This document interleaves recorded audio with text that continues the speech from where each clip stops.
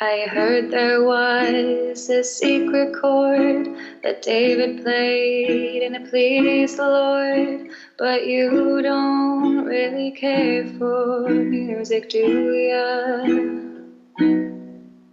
Well, it goes like this: the fourth, the fifth, the minor fall, and the major lift. The baffled king composing hallelujah. Hallelujah, hallelujah, hallelujah,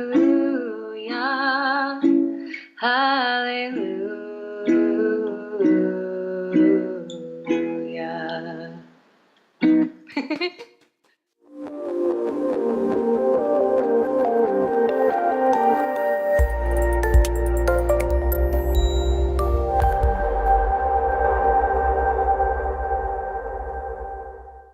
Erin Norlie was born in Lake Forest, Illinois, but grew up in St. Louis as the oldest of three children. She attended Western Illinois University and earned her BFA in musical theater. After graduating college, Erin took a job with the Missoula Children's Theater for 2 years, traveling the United States and overseas. She then lived in Chicago, Illinois, teaching theater to high school freshmen. That must have been a job. In October of 2015, Erin made the move to Los Angeles to pursue the next chapter in her career. Erin Norlie, welcome to the show. Hi, thank you for having me. So tell us about teaching freshman theater. That must have been both interesting and challenging. Oh, yes, definitely both. It was only for a short time, but I love teaching kids, and the opportunity came up, and I was like, cool, that'll be fun. I usually teach like 5 to 18 age-wise, and usually the kids are interested in the theater and at some respect, but this school brought me in as kind of like an extracurricular. Here's some theater and we're going to learn a scene in like a couple weeks and then you're going to perform it. So it was one of those experiences that I knew would be very rewarding in the end, because like none of the kids really wanted to be there. But that was my job, and we were doing it. So it was cool because at the end I did get to see like a few of them actually go through a huge transformation. And it's nice when you have the opportunity to make that much of a difference. And but it was very difficult because some I can of them imagine. Yeah, I mean, to me that would be the challenge of sort of teaching anything, really, how that maybe perhaps the bulk of the people you're teaching aren't going to really necessarily get anything out of it, but you have to focus on the gems, the people who really do. Maybe you turn a light on in their head or open a door that wasn't there, or even give them an opportunity that they had never thought about before, so you just never know what kind of impact you're going to have on lives. So you do have a background in theater. How does that compare with film, and which of the two do you prefer? Oh my gosh. That's a good question. I ask myself this every day. Theater is amazing because it's live and you get the energy right away. And I will never not love theater. But film has always spoken to my soul in like a different way, because I grew up loving movies as well, and I grew up kind of loving like the fantasy worlds of being able to be transported to like Middle Earth or like Hogwarts. All that stuff really, really, really inspires me. Like Game of Thrones, it's all my jam. And certain things like that are only possible through film, and I think the magic of film is, it's unending and like mind-blowing what you can do with film nowadays. And I think I want to be a part of something like that someday. Okay. Yeah. So what do you do when you're not acting or auditioning? I have lots of jobs. As do we all. But I am a part-time nanny.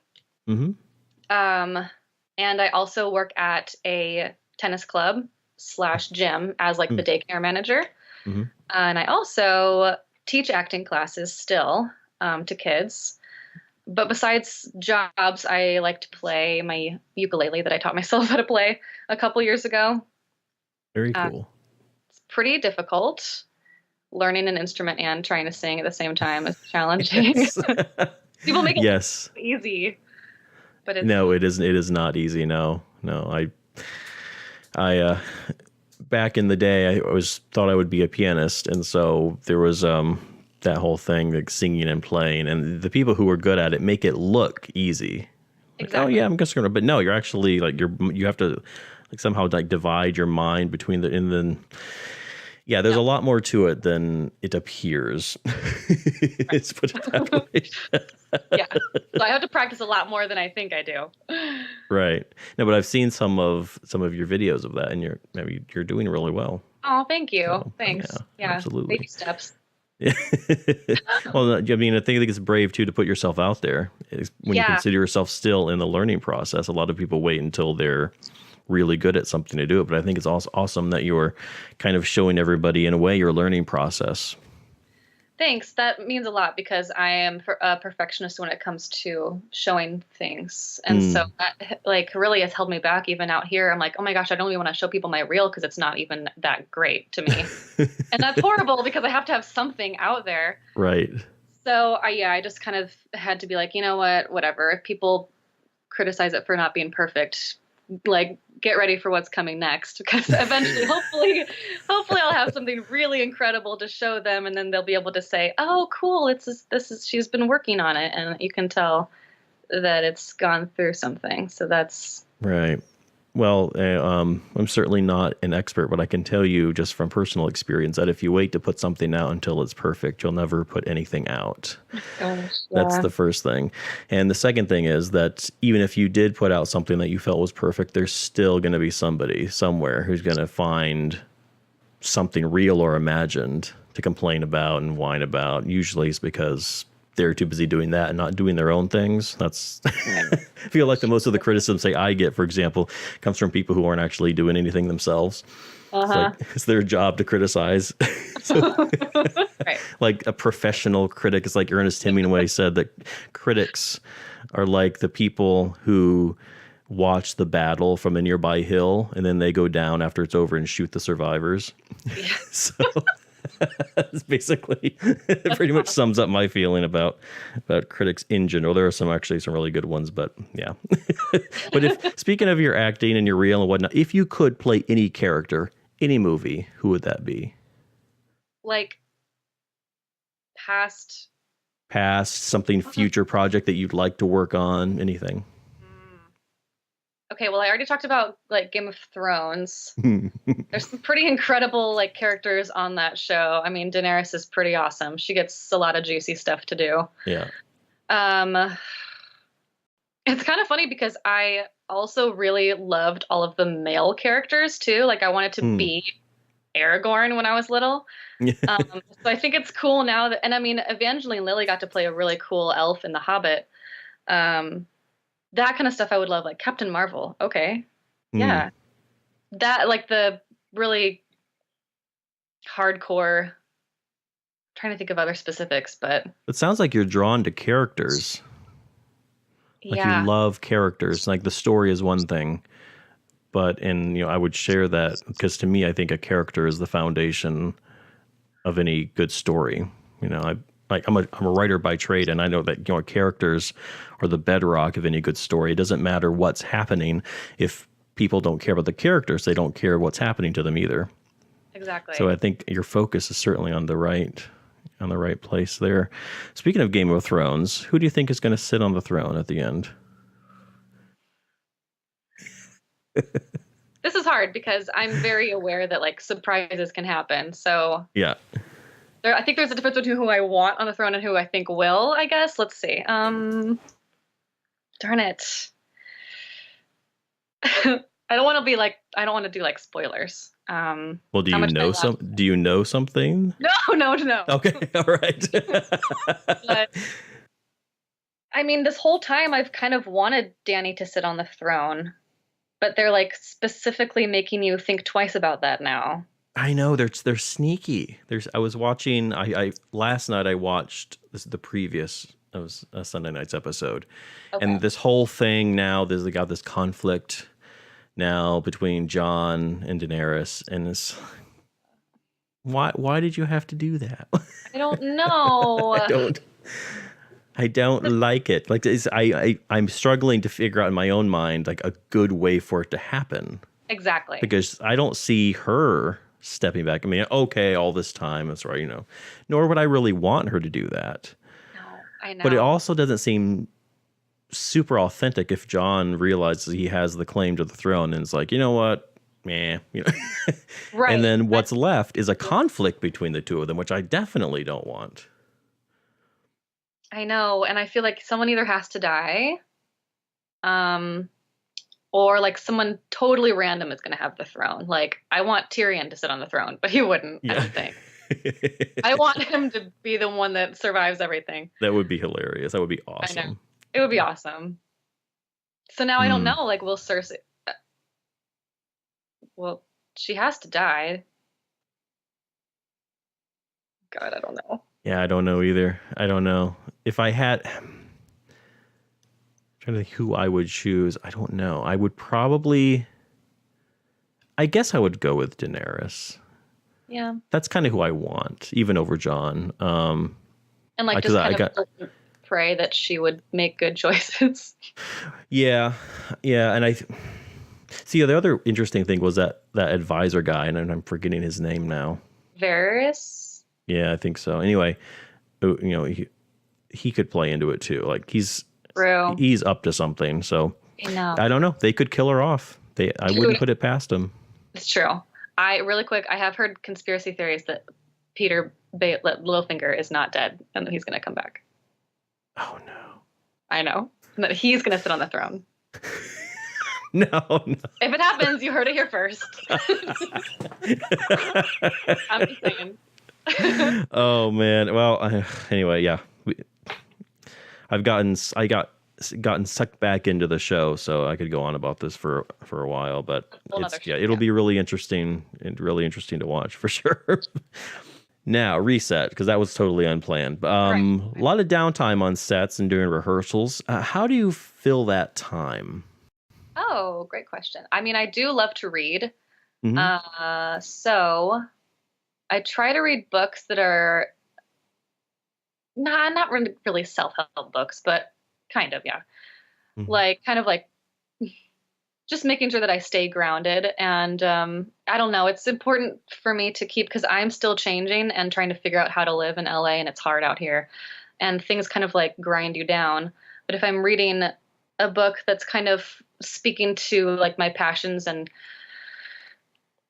just making me think, and all that like recenters me, and it's really important. So I'm like there with a highlighter, like underlining things and pointing out, because there's so much like juicy advice from all these books that I'm reading. Right. And I think besides self-help books, I'm trying to read I was reading Game of Thrones, but I stopped because it's a lot. Yeah, I haven't even tried. I did the first couple, but it's a long commitment. Right. So I read there's a cute little travel book that I read because I love traveling. So stuff, I would mostly read, I think, in like the downtime. Yeah, I think that's songwriting, because sometimes I'll get very inspired and just be writing things.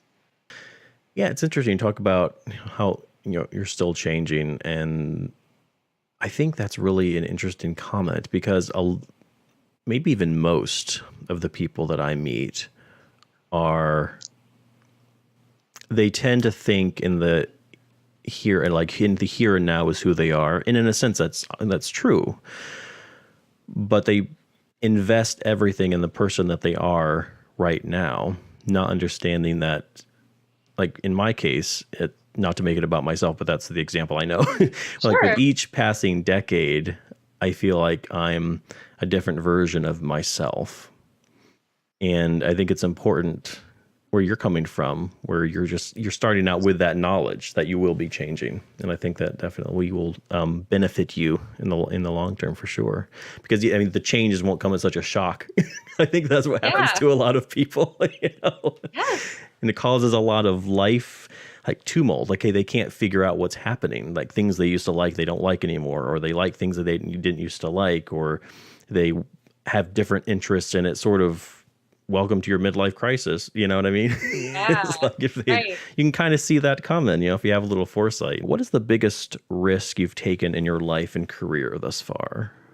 Oh wow. Oh my gosh. It might have been yeah, it might have been moving to LA.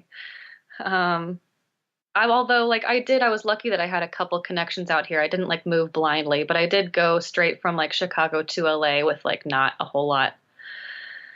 And just kind of I just knew in my heart that I wanted to be here and I just figured that it would work itself out. I think risk wise, that's probably seems like it's not that big of a risk when I say it out loud. I feel like everyone does that. Um, They don't. No, you're actually. I mean, there are. It seems when you're there, it seems like a lot of people, but like per capita, no, there are very. And I will say there are far more people who dream of doing what you have done than actually do it. So in that sense, you're in the minority. So I think that was a risk. Absolutely was a risk. it's definitely been like the most that I've ever learned in like 3 years have been in like these 3 years. So it's insane how much I've learned already just making that huge jump, changing Right. styles. So yeah. Awesome. No, that's incredible. What's your uh, kind of a trite question, I guess, and maybe you can't answer it necessarily because a lot of times these things are deeper than the question implies. But what's your favorite part of acting? Okay. Hmm. Either as a craft or as an activity. Oh my gosh, I feel like I could talk about this forever. Mm, I'm just gonna like speak whatever comes first. I don't know Yeah, if it's exactly my absolutely. favorite, but I think I just like being given the opportunity to connect to anyone who maybe like needs it, if that makes sense. Hmm. Because I feel like art and acting, um, it's based in emotion and everyone has emotion. So you can always relate to something and people have their favorite movies for favorite reasons and like their favorite actors or for specific reasons and like specific performances. And if like I'm trying to think of all the people, actors that have like inspired me and like what kind of power that has. It has such power. You can, I don't know, like I've been through breakups and I've like been inspired by movies and acting performances. And even when I'm acting, it pulls things out of me that I never even knew were there. And how amazing to discover that about yourself. Like, wow, I did not even know that my brain could think about that. And now like things are opened up. I don't know. I feel like there's so much power in being able to access so many emotions. Um, I don't know. I just like it's part of life is being able to experience as much as you can. And as an actor, you're given that all the time. And I think that's like so incredible. Speaking of your influences and people you look up to, and who are some of those people who have inspired you the most? I feel like I'm going to talk about the same people, but for a reason. I mean, like as a director, I always wanted to emulate Peter Jackson's filmmaking style because it was incredible. Um, and I love everything that he does. Um, I think acting wise, I've always, like I said, I think been drawn to like the male characters, but now that there's more strong um, women out there nowadays, I mean, lately it's kind of I've been trying to think about people who are almost closer to my age, um, which is hard because you're always like Meryl Streep and all Right. of the ones the icons who have been around for for a long time because they're incredible. But I'm trying to think of people like Brie Larson and oh my gosh, I'm gonna forget all their names now. But like even Jessica Chastain and Amy Adams, Anne Hathaway even can like she has such a range now. Um, I feel like I like it when actors can branch out of like the type that they've been given by Hollywood, uh, Right. obviously. So I think it's really cool to watch them do multiple things. I think that's like my goal is to be able to do as much as I can. Um, Trying to think of like the perfect example. But I mean, Anne Hathaway was like Catwoman, and then she's also in the Princess Diaries, which is amazing. And then she's in Les Mis, and I would love to, be in stuff like that. So that's cool. I feel like a well-rounded kind of actor is important to me if you can, and if you're into that, I like that. Right. Yeah, that was a good example, Anne Hathaway, who has just talking about changing throughout your life and in her case, in her career, how Yeah. many different things, because there are a lot of people who get kind of typecast and have a very difficult time of breaking out of that because the studios or whoever are like, no, I don't want to see that from you. People wouldn't buy you in that role, and it's like, well, give them a shot. It's happened before. Yes. But they always want, I guess they want the sure thing. Yeah, I mean, Jason Bateman, he was all well, not always, but I mean, as far as I knew him, he was in Arrested Development and he was the funny guy and he always had the same like thing going on, which worked so well for him. But then I saw him in like The Gift and then Ozark, and I was just like crushed. Like my heart was pouring out for him because he was like so vulnerable. And it mattered so much because we had only seen him as like the opposite. It's so powerful. I don't know. It's a great twist. Yeah, I think you're right. Like it does have almost more of an impact when it's not what you're expecting. Yeah. That's a good point. And sometimes I think that it just people, actors specifically, since that's what we're talking about, will respond to what's being asked of them.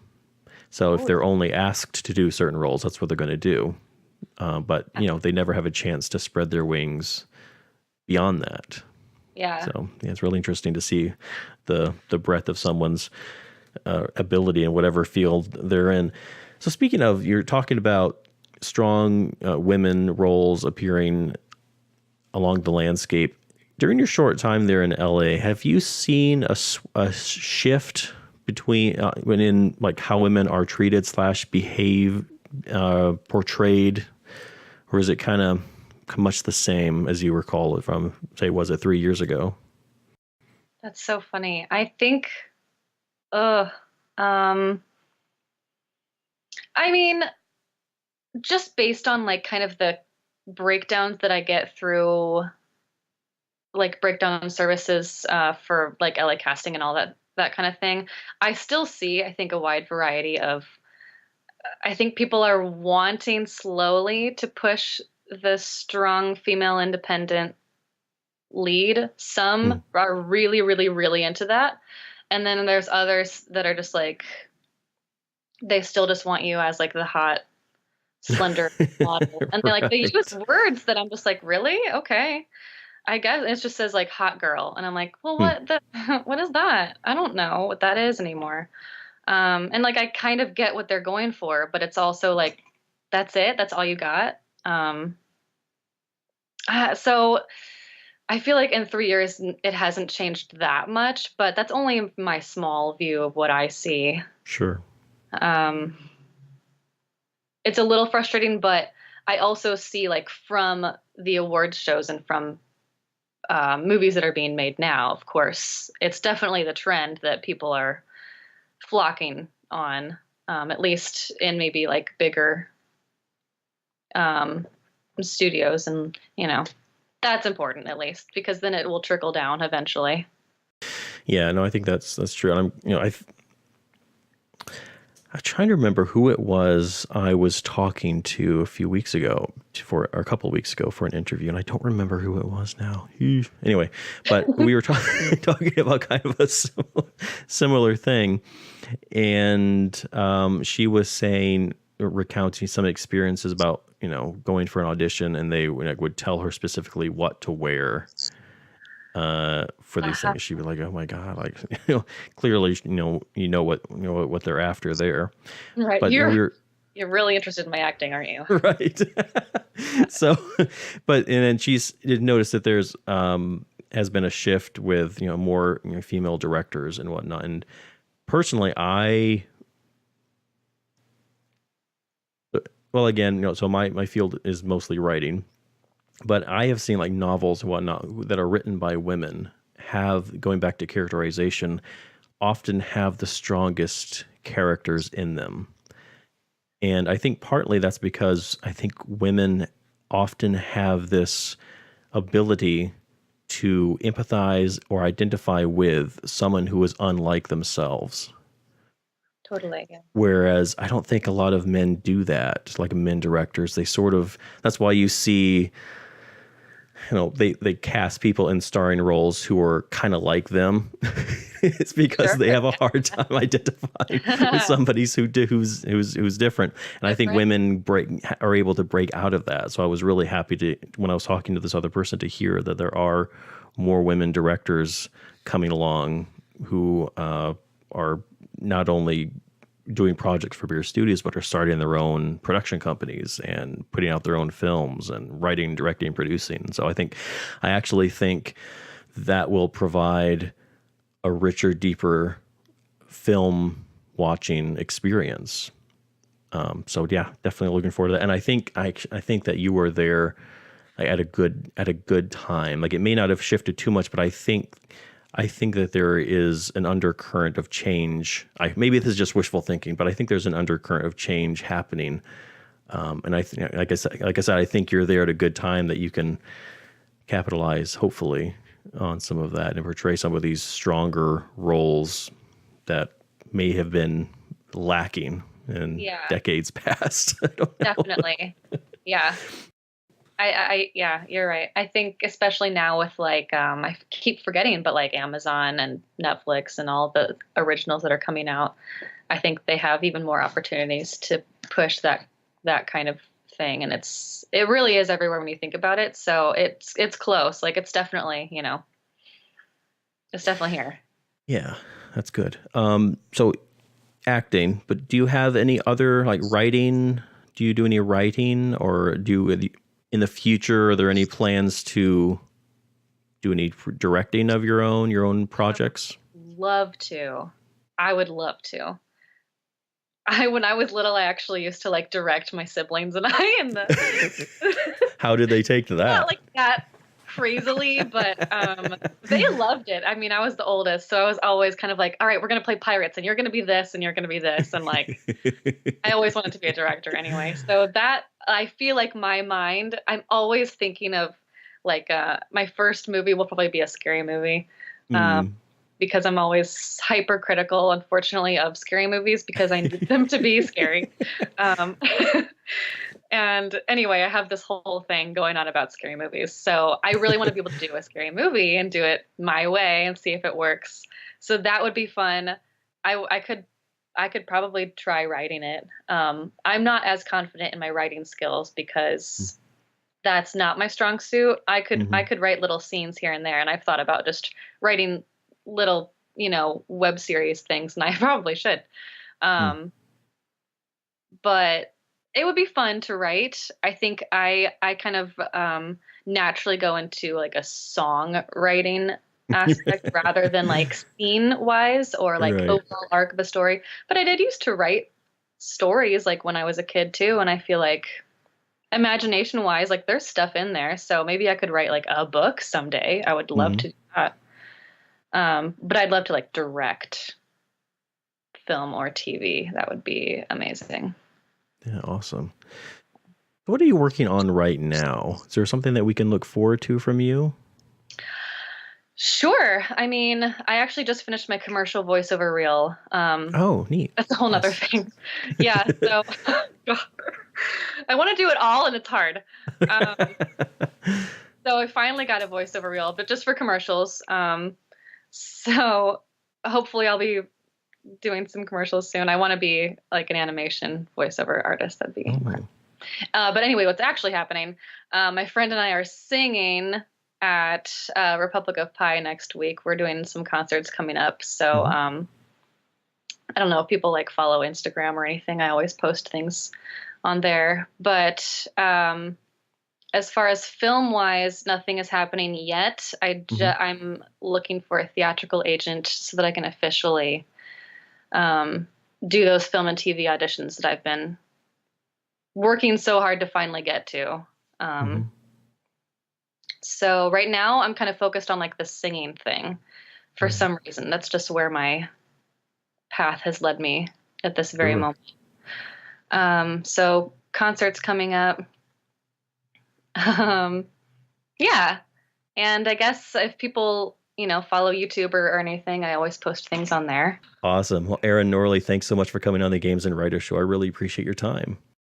Thank you so much. It was really fun talking to you.